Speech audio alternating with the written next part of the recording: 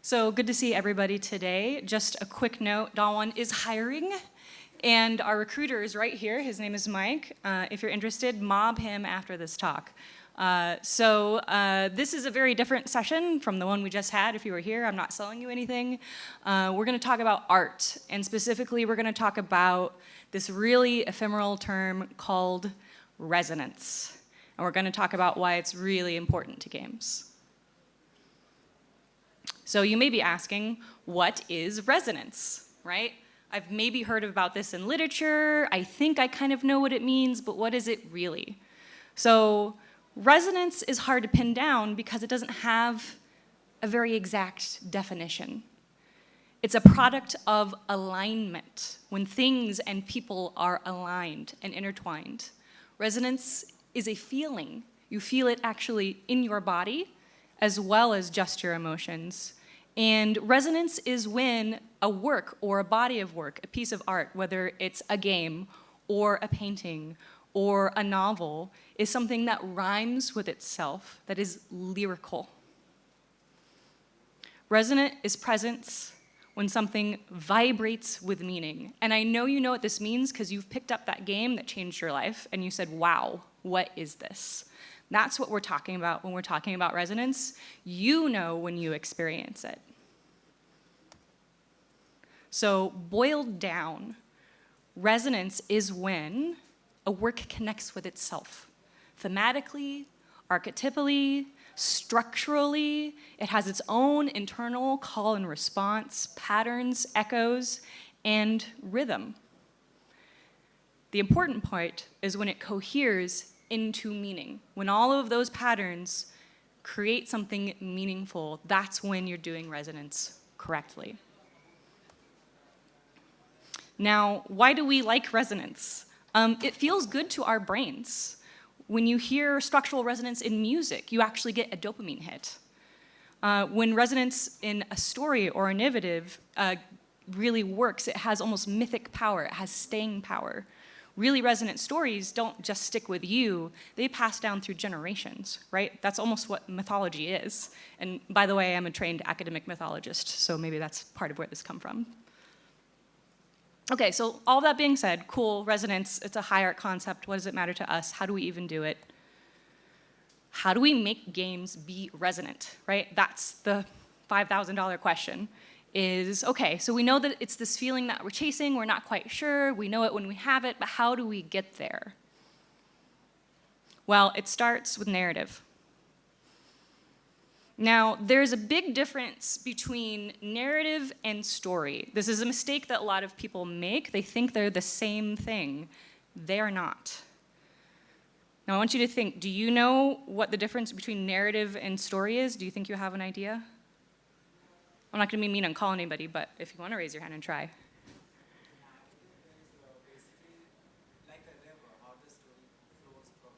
Okay, narrative is how a story flows. Mm-hmm. What it's trying to tell, that's important. Story is the body of it. Story is the body of it, okay. I think that's pretty close to what I think. And again, we can all have different opinions, but here's what I think. Narrative is intrinsically about making meaning out of something. Narrative is the thing you stitch meaning out of from the things that are in front of you, right? Humans are basically narrative engines. Our brains are constantly telling ourselves the story of what's happening. I'm in this room, I'm looking at people, they're looking at me, some of them are smiling. Oh no, I think that guy doesn't like me. No, it's fine. You are telling yourself a story constantly. That's what we do. We narrativize. Humans are narrative creatures.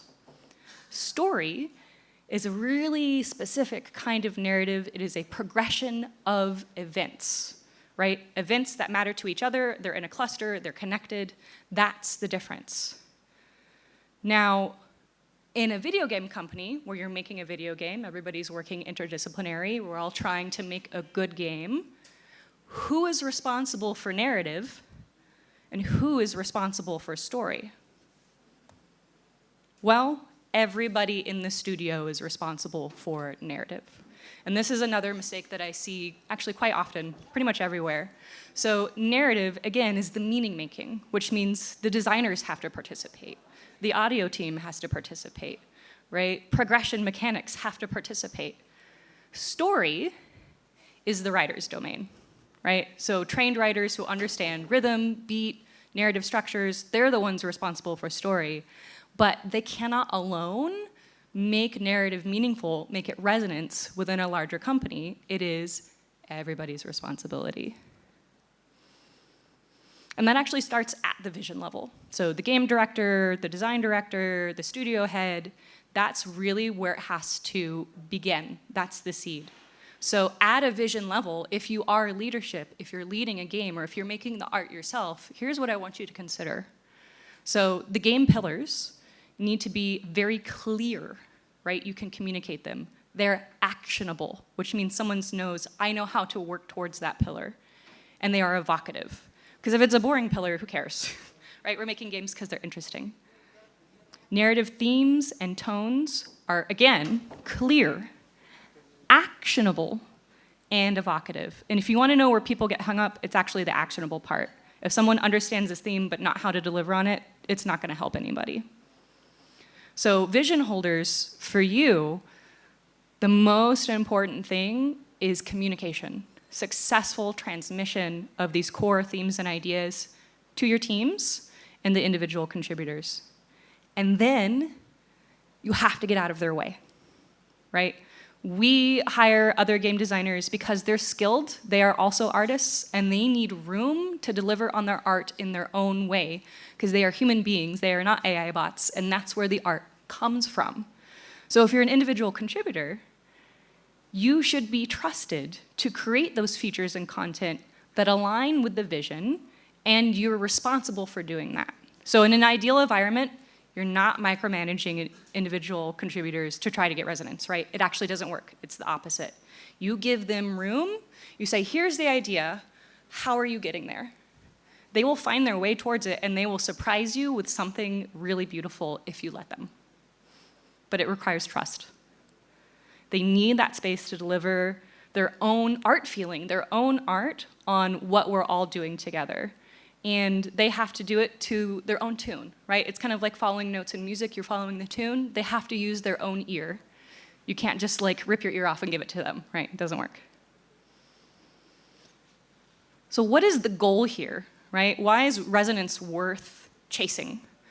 And the goal here is that resonance is so deep within the structure of your game, the themes and the motifs and the characters, and the mechanics resonate with each other. And I often find when I talk about resonance, people go, well, what do you mean mechanics? How can mechanics resonate narratively? How can that be art? So I'm going to talk about two examples. Mechanical resonance, what is it? How do we do it? So I've worked on a lot of games in my professional life, and I'm just going to briefly break down two. One is Bluebeard's Bride. This is actually a tabletop RPG like Dungeons and Dragons, but it's horror-based. And the other one is Hollow Vista, which was a very commercially successful iOS game that was a premium mobile, and it was about the surrealist breakdown of somebody's psyche. I promise I go to therapy, I'm fine. So let's talk about Bluebeard's Bride first. And Bluebeard's Bride, like Dungeons and Dragons, it has mechanics where you act out stories, right? Well, in Bluebeard's Bride, there's a core mechanic. It's very important. It's called Shiver from Fear. And Shiver from Fear was a really great mechanic because if someone at the table, because again, you're playing in person, goes, ugh, that was scary, it triggers the mechanic, right? It is interacting with your body thematically, and we found that was very powerful. So with Bluebeard's Bride, when we were designing it for resonance, we started with feeling first. Now, that's not always the case. Sometimes you start with the mechanics, and we work backwards. That's going to be my next use case. But we started with the fairy tale of Bluebeard, which is about this really insane guy who murders all his wives and sticks them in a closet. And we said, okay, how do we make that resonant? How do we make that super interesting on a mechanical level? So we said, okay, well, you have to play one of his wives. But there's like 5 people at the table, so how do we make you all play the wife? Well, what we did is we broke down the wife into pieces. So part of her was like the mother, and part of her was like the witch, and part of her was the femme fatale, right? Aspects of the bride played by individual characters with agency, this was really interesting because she's literally breaking down in this horror environment, and we have literally broke her down into pieces for the players, right? That's a resonant mechanic. So what's very interesting about this game is this is not a game that you win. This is a game that you lose on purpose, right? And that's very antithetical to a lot of thinking about games. We often think about games as power playing, super agency. I want to feel really great about winning. That wasn't the point of this game. The point of this game was I want to be scared. And you're going to trust us, the designers, to scare you, right? That's what we're selling. So we made this work. And we made this work because of resonance, right? It structurally held itself together so that the players could trust the experience to actually be very, very scared. And getting them on board to what we call playing to lose. This is a whole genre of game. It's very interesting. But again, it's because they trusted us to make it meaningful for them. That was the payoff. Okay, now I want to talk about Holovista. And again, this was the iOS game about an existential crisis of an architect in the future. I don't want to spoil it because it's pretty fun. But this one, we made resonant mechanics through glitching and UI breakdowns and puzzle changes. So we had a puzzle game, and we changed how the puzzle works to coincide with what's happening narratively in the game. And I'll explain that in a second. So during the course of development of Holovista, I came in after the mechanics were established, right? I was the narrative expert, and they said, here are mechanics. What story do you want to write for these mechanics? So the complete opposite of Bluebeard's Bride. And so I took a look at the mechanics, which were social media based. They were like a fake social media platform. It was about being seen and like who your identity was. And I said, okay, what resonates with pretending to be someone online, right? And having friction between that and your real self, because we've all experienced that on social media. And so I said, well, if we're taking our self-branding and we're taking our identity and we're taking our masks and we break them down, that means we break down too. So if we're not matching up our social media identity with who we really are, that's where we can make these mechanics have meaning. You're going to feel it when you try to play the puzzle and it glitches out. You're going to feel it when the screen starts jittering and you don't understand why. And so as this character whose reality is literally disintegrating, the mechanics and the UI disintegrate in the app at the same time. It's a really beautiful experience. If you play it, you will probably cry. That's kind of my hallmark. But the characters act differently, and the mechanics act differently. So hopefully this kind of grounds what I'm talking about in terms of mechanical resonance and how you can go either direction, right? Idea first or mechanics first, and make something really meaningful. So I want to talk really quickly about the mind-body connection and resonance. Now, I know that we are all techies and we love living in our brains, but training your ear for resonance is a skill, right? You're not just born with it, it's discernment. And you can grow your discernment by starting to pay attention to what works, by listening and listening. So you do need to engage with your own fleshy bag body, okay? I know it's icky, but our feelings reside in here and over there, right? It's not just all up here. And so you need to notice what you're feeling when you're playing games, and you need to notice what you're feeling when you're designing games, and you go, oh, I have that feeling. Let me amplify it. Let me explore it. That is going to help you get towards resonance.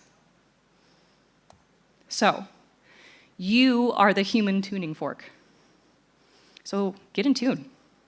Here are some practical things that you can think about doing if you're like, man, I don't really understand this resonance thing. I'm really disconnected. I don't know what you mean.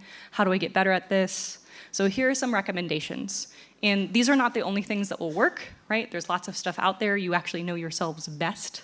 But reading poetry, experimenting with other art forms, and consuming other art forms too. Practicing being aware of narrative meaning for your mechanics as you're designing them. So you don't have to be purposely designing them for resonance, but you can stop and say, how is this mechanic working? What does this mechanic mean? And maybe you'll kind of get a picture, maybe you won't, and you go, oh, well, I better take a closer look at that. Being a good listener, right? Resonance is all about listening for that tune. And amplifying what is at the heart of others' designs. It's not a secret that games are an interdisciplinary working, right? We have to work together or it doesn't work. So being able to really stop, listen to your counterpart across the table, whether it's the designer or an artist, and understand what they're trying to get at. So you go, oh, that thing, let me try to get at it in my own way, on the same vibe, on the same level of you, is really important. But you can't do that if you can't connect with them and listen.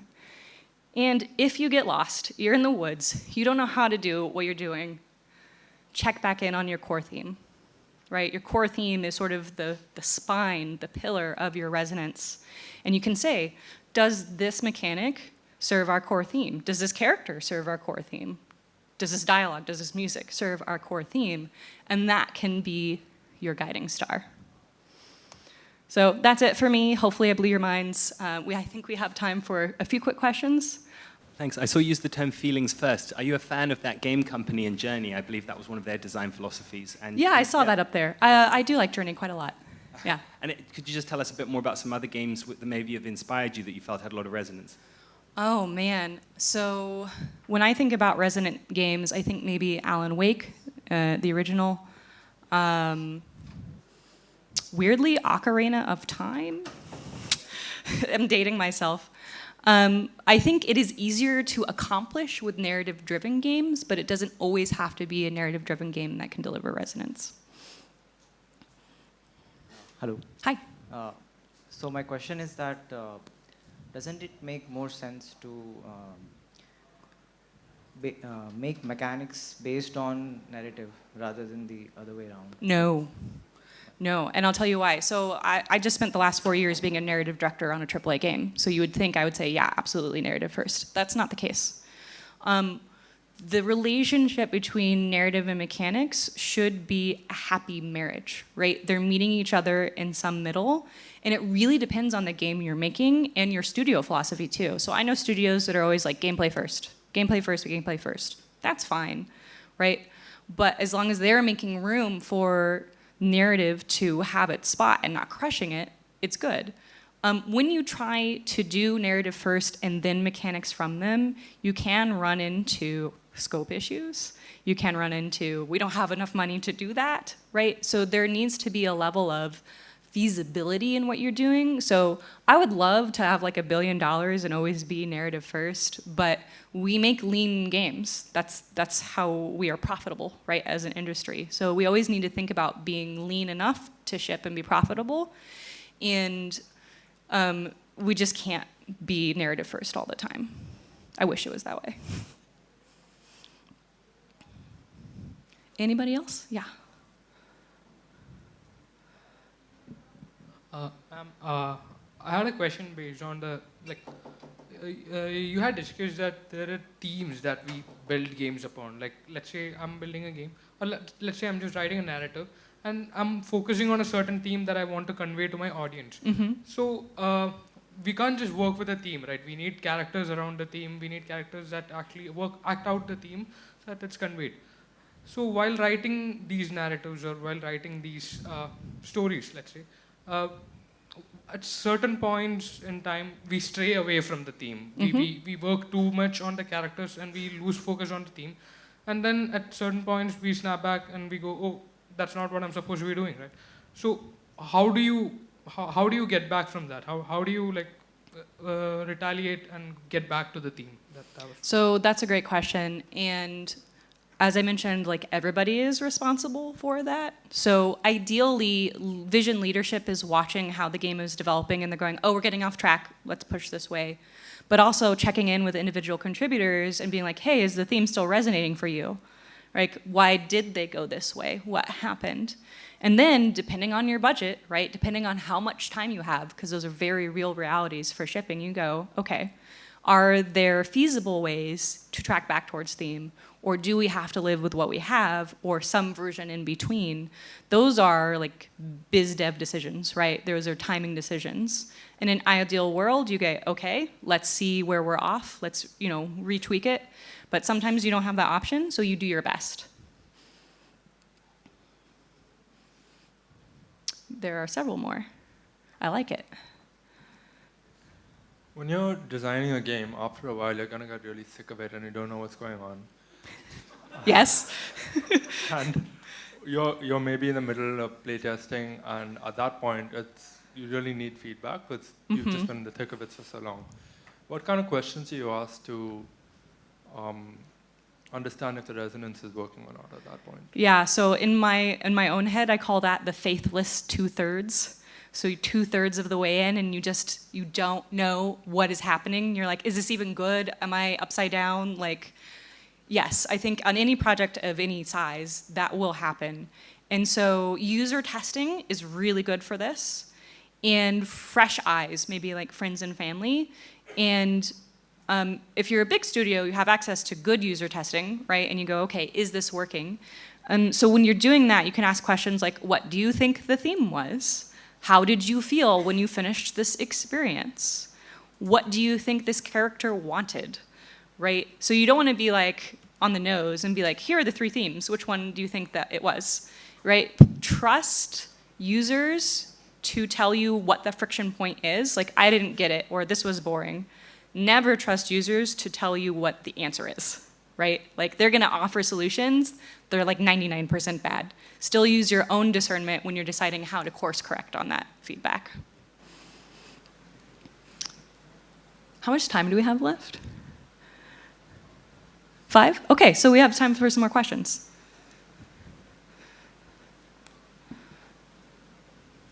I haven't played much of games, but I understood theme from books and movies, Mm-hmm. where authors control the theme for the reader because they tell. But when it comes to game, the player has the freedom of playing his own game. Yes. How do we, if we have the theme in the game, do we control the game as an author? Yeah, so this is really a question about agency, right? Like player agency. And I often think player agency is misunderstood. We think, oh, we should give them the ability to do anything and everything and they'll do what they want to do. No, games are like a big magic trick. They're an illusion. We make you think that you're doing what you want to do, but we, the designers, know that you're going to pick that because we pushed you towards it psychologically, right? And so here's what happens if you don't put theme in your game. It will happen anyway, right? We're humans. We will make meaning out of the stuff there, but it may not be what you want. And that's when you're just missing out on being able to deliver something meaningful because now the players are interpreting it their own way and it's maybe not the ways that you want. So the other thing, though, on the other side of that spectrum is theme is not the same as preaching. So if you want to get a theme across, you don't punish a player by saying, you made the wrong choice, that's against the beliefs we're trying to impart through this game, right? That's actually very bad choice design. Themes are a bunch of different images compiled together, right? And you say, okay, pick from these images the one that resonates most with you, player.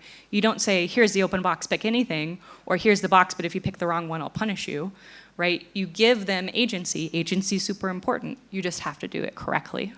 Adding to that, Hollow Knight, for example, has a theme where we can say that there was a kingdom that has fallen. It's eerie and everything.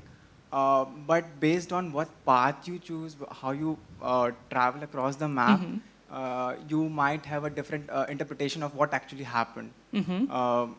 So every single player will have their own interpretation, but the core will be that there was some empire which is a fallen empire, and everything is dark and stuff like that. So there is a theme that the developers are trying to tell you, but the story or the timeline as to what happened is something that the player can control.